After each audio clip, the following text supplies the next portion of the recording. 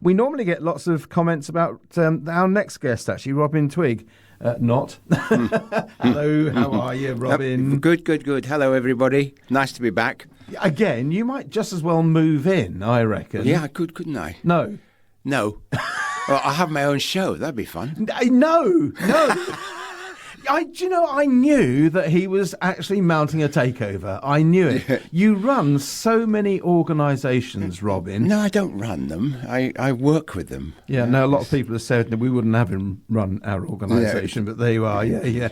You're too busy running your hotel, of course. Of course. It's doing very well, actually. I'm quite impressed. The business for this time of year normally falls right off. But this year it hasn't. The accommodation side is brilliant. Functions and private parties are brilliant. Thank you for letting me advertise my business. I appreciate that. That wasn't the intention, Robin. Well, tough. I did it now.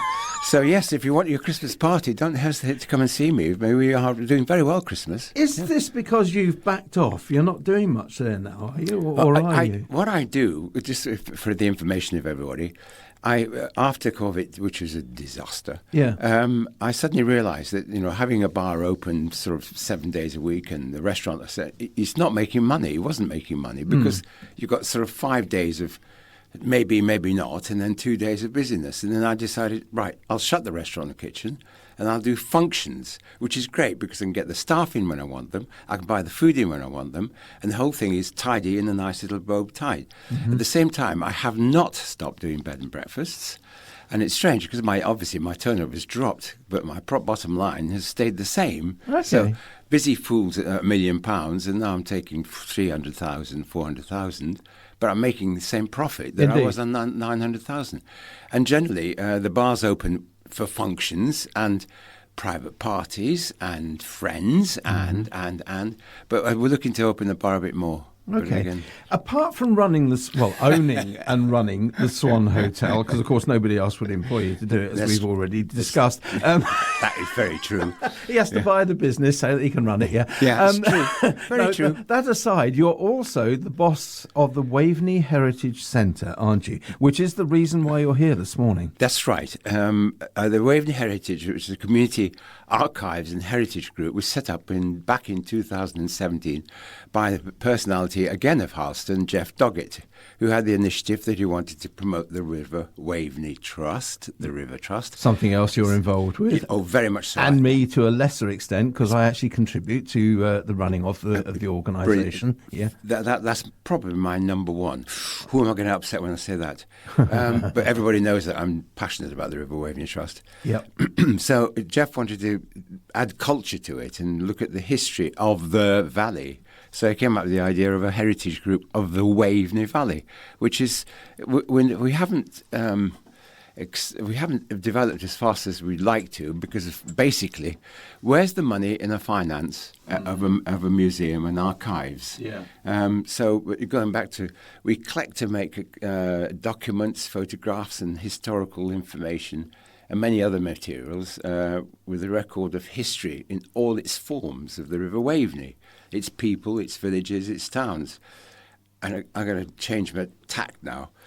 For years, I wanted some form of a communications down the valley, and one of the best things that's happened last year that we managed to get out was the museum trail. Now we've got a really nice brochure created by Sue Dobson. Thank you, Sue. What a fabulous job you did.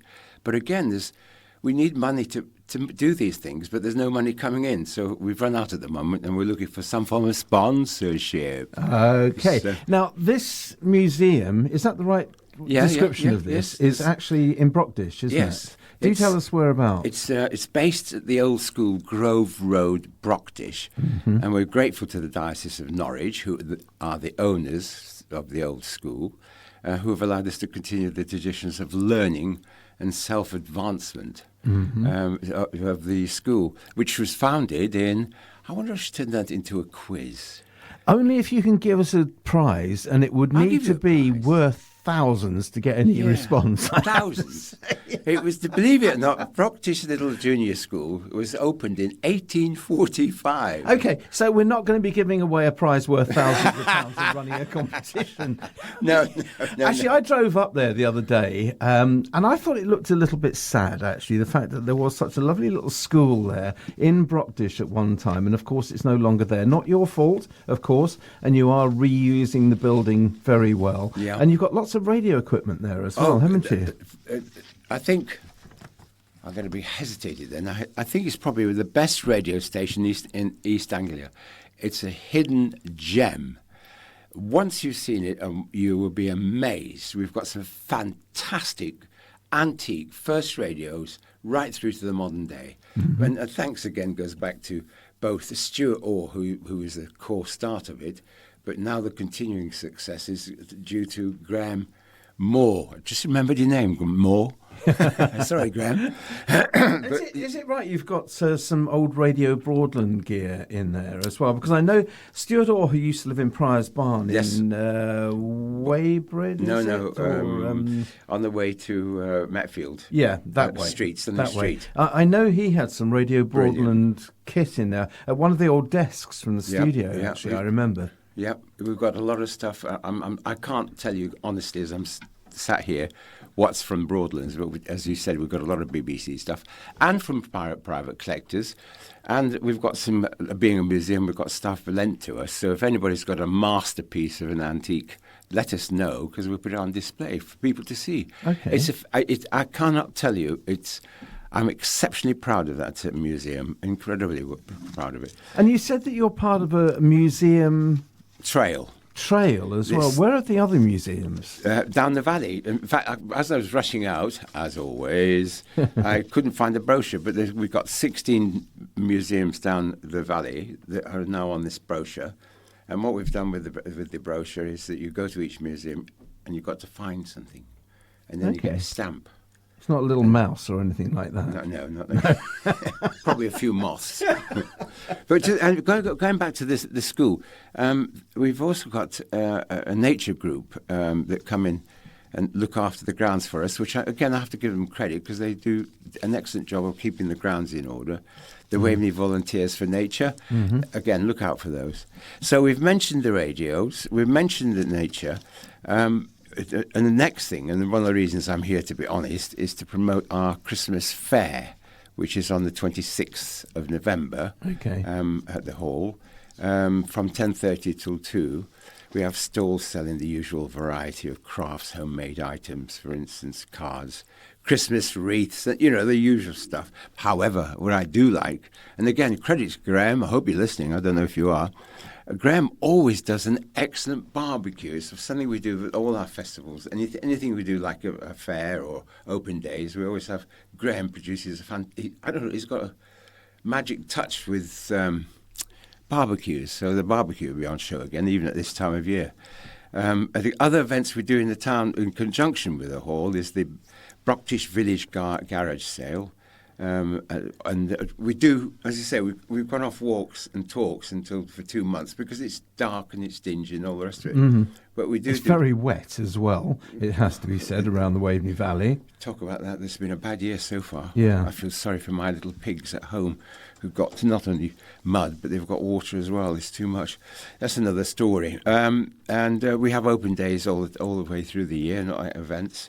However, the last Sunday of every month it is open, so do pop along, and that's when anybody who's interested in the radio and the archives and everything else is excuse me, I do apologise, that's open between 10:30 and 3, but during the winter, because again, I simply, what do I say? We need money. Museums don't make money, so if anybody wants to donate something, please do.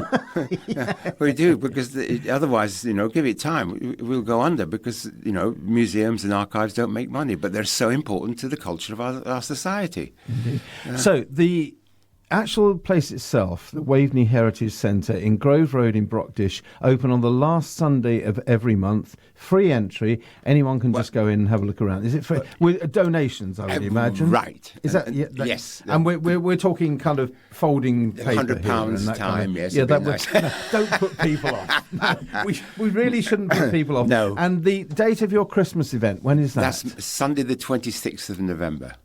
26th of November. What time does it open? 10:30 till 2:30 or 4, I can't remember. Okay. I've got it here somewhere. Listen, I hope loads of people come along to it. I hope they have a great time, I'm sure they will. If I can get in the place, I'd love to have a look around myself. Yeah. So I will be there on the last Sunday of one of the months. Please be. I will be. Yeah. Can I be rude and just mention the Harleston Festival on the 25th of November? Yes. What festival is this? That's where Park Radio will be entertaining The us. Christmas Lights on the 25th of November with Park Radio. Yeah, I'm giving you that one.